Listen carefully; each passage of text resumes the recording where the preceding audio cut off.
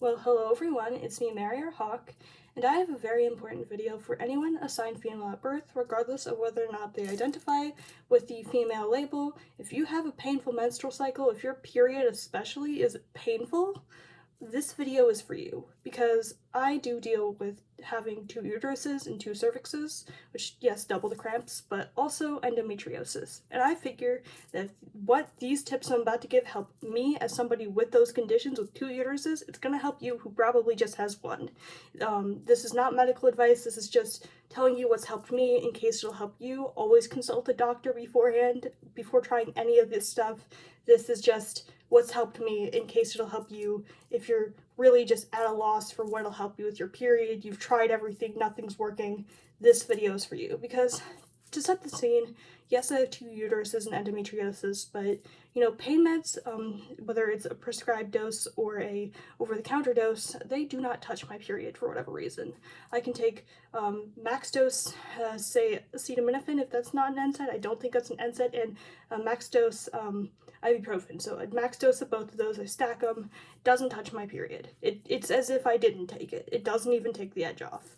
So I'd like to set that scene for you. Also, I deal with a painful period. So what do I do to manage it? What do I do with this debilitating pain that sometimes in the past has left me unable to get up from my bed or the couch? Well, I'll tell you what I've done, and I hope these tips help you. Again, I'm not a doctor. Please consult your doctor and do your research into any of these before doing it for yourself.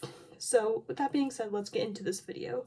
The first thing that can help is chocolate, especially dark chocolate or cacao, which is the unprocessed chocolate. Studies show that actually chocolate, especially dark chocolate, can really help alleviate period pain, and I find that to be especially true with cacao.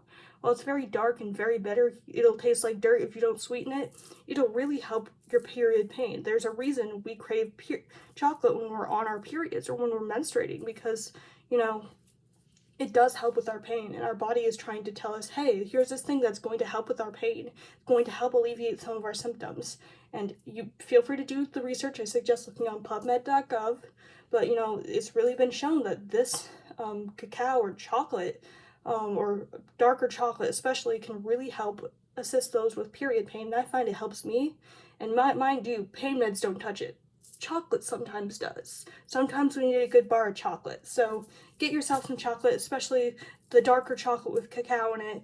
That'll help you a bunch, probably, unless you're allergic to something. But again, if it works, it works. Another thing that can help is a heating pad. Heating pads or heat can really help alleviate pain for some of us with painful periods. For other people, it might be like a TENS machine, but I prefer the heating pad for when I've tried pain meds that don't work, but when whatever else I take to help manage my pain that aren't pain medications, while I'm waiting for it to kick in, I will often use a heating pad to help alleviate some of the pressure and some of the symptoms while I wait for my herbal or fungi allies to kick into my body. Another thing that can help, and do your research into this, but non-estrogen based birth control.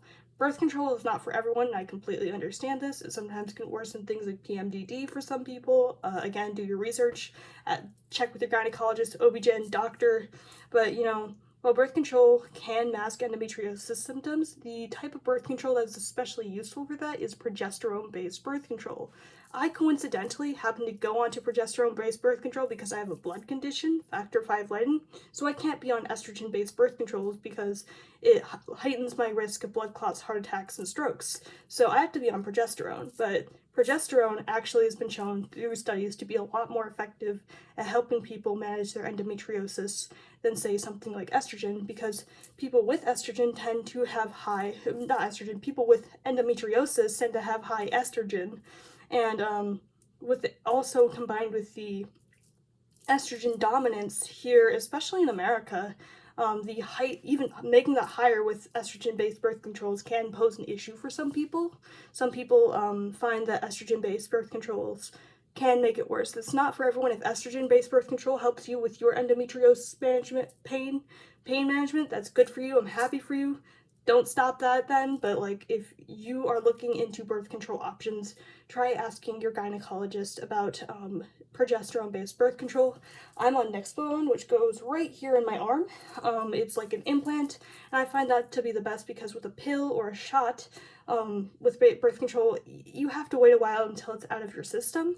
But this, you can just take it out if something were to go wrong. That's the nice thing about Nexplanon. So ask your gynecologist or OB-GYN about Nexplanon. Again, this is not medical advice necessarily. This is just like it's helped me a lot with managing my periods. My periods are a lot less painful and heavy because, again, 2 uteruses, it's one cycle, so it's just, I bleed a lot and it's painful. So the fact that this helps me not only bleed less, but also have less pain is incredible, and I really like it. I mean, I'm on my period now, but I'm able to record this video, so that should say something. So look into progesterone-based birth controls is my 3rd tip. My 4th tip will be getting into herbal and fungi allies that help me, whereas pain meds do not help me. Again, this is not medical advice. This is just saying these herbs personally have helped me. I've done research into them. I've used them on myself. It helps me personally. Always ask your doctor. Be careful if you have ragweed allergies or things like that, but this is what I've had luck with. So again, keep this in mind. The first thing I've had luck with, I'm going to bend down to get it, is a little more experimental. It's, again, not medical advice, but Amanita muscaria mushrooms. These are federally legal in the United States, except for in the state of Louisiana. But this mushroom here, people often think, wait, would that be psilocybin? No, it's ibotenic acid and muscimol, and while there's a lot of fear-mongering articles out there about the effects of them, there have been some research, especially by Dr. Baba look into her book, this book here, Microdosing with Amanita muscaria, and she showed that 52% of people, I don't know if you can see that, but 52% experienced pain relief in regards to their menstrual pain, of the people who tried this mushroom for their menstrual pain while microdosing. And I find that microdosing this mushroom has actually greatly helped me with that, and there has been a long history of use with this mushroom as an analgesic or pain relief. I believe that's the term, analgesic.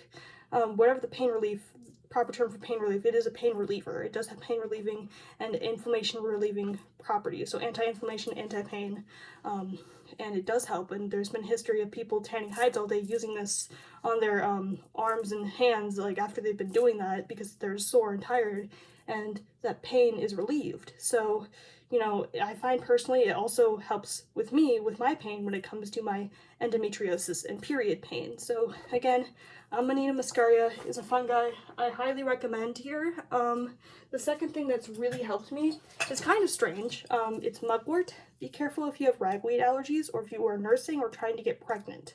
This do not take if you are pregnant or trying to get pregnant. But mugwort, although, or Artemisia vulgaris to be exact, can help some people with their periods. Although, yes, it can also make your uterus contract.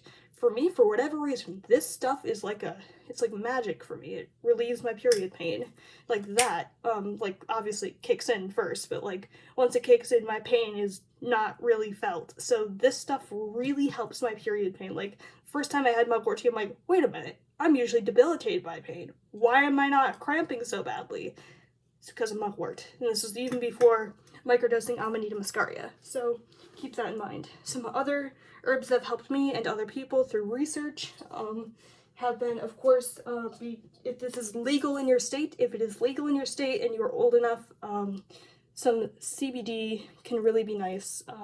Please don't take down this video, YouTube, for saying that, but if it's legal, the Schmied products can really help with period pain. I know a lot of people use that for endometriosis, so if it is legal and it interacts well with your body, if you're old enough, it's legal in your state, or you have the proper medical license or med card to get something like this, please, I definitely advise you do, because it can really, really, really help with managing endometriosis pain. Likewise, if I touch back on Amanita muscaria, I'm not sure if Belladonna's Botanicals still sells this. This does have European magic, so be careful, but this stuff is wonderful pain relief. It's like a topical Amanita muscaria product. Wonderful, wonderful, wonderful. Other herbs that help are yarrow. This is yarrow flower.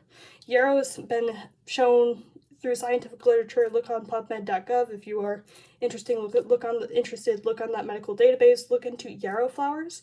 They've been shown to be very good for managing painful periods. Other herbs that have helped are calendula or pot marigold. Make sure it's calendula. It does help some people with their period pain. It can be a very nourishing herb. Another thing that can help, the tannins in blackberry leaves and red raspberry leaves. I foraged these, but these leaves can really help in a tea or nourishing herbal infusion with period pain. Another thing that helps is chamomile. I just get the celestial tea chamomile, but you can get whatever chamomile you want. I highly recommend Star West Botanicals or some Frontier Co-op's chamomile because it's more like the flowers and not just the ground up flowers and petals and stuff like that. It's just the whole flowers, and you can just, it's a little, I feel like those are a little more potent, but you know, if you only have access to celestial teas, chamomile, that can really help too with pain relief for a period. Another thing that helps, I don't have physical examples, but ginger, turmeric, and black pepper together. The curcumin in turmeric, which is more bioavailable with things like ginger and black pepper added to it, can really, really help with inflammation and pain, especially related to endometriosis and painful periods in general. Other things that can help, although I don't have examples again, are sage leaves, not white sage or anything like that, but like Salvia officinalis, garden sage leaves can really help with period pain, as can lavender. Now, the last tip I have in this video is getting longer for me.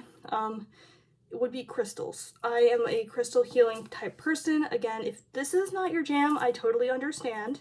But, you know, even if it's just a placebo is better than nothing. That's how I take it. If it's a placebo, I'll take it because at least it helps. Like, placebos still help. So, the crystals that have helped me in particular are selenite. Selenite is a very cleansing and balancing crystal. It can help with period pain. Sometimes I just hold it right near my uterus or my pelvic area.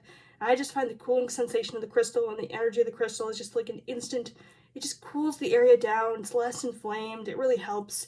Similar goes for amazonite. It's just a very gentle, pain-relieving crystal. My sister tried it for her period pain, helped her too. Quartz, of course, is the master healer. You can always use that. Rainbow moonstone, with a combination of that with rose quartz and hematite, can be very useful for periods. So this is rose quartz. This is rainbow moonstone. Not sure if it's going to flash for you, but it is rainbow moonstone and some hematite. Can also greatly assist, that combination in particular, I found greatly assists with my period pain. So I hope this video wasn't too awkward or too rambly. Again, I am, if you don't know me, I am autistic, so I do tend to ramble, but in general, what I find helps, to recap, with endometriosis and period pain is dark chocolate or cacao, heating pads, non-estrogen-based birth controls, look into progesterone, ask your doctor, ask your gynecologist, herbal and fungi allies like the ones I listed, such as Amanita muscaria, mugwort, chamomile, ginger, turmeric, black pepper, red raspberry leaf, yarrow, calendula, lavender, sage, and CBD or THC if it is legal, of course, in your state, and you do have the medical card and you are old enough. If you are old enough and it is legal, go ahead with that. And then the crystals that I just listed. So I hope this made sense. I wish you relief in your period pain. Always consult your doctor about these things and ask them if certain things are beneficial for you and your body. But, you know, in general, I hope that this was helpful for you. I wish you relief on your period pain journey. This is Hawk signing out. Thank you for coming along with me on this part of my journey.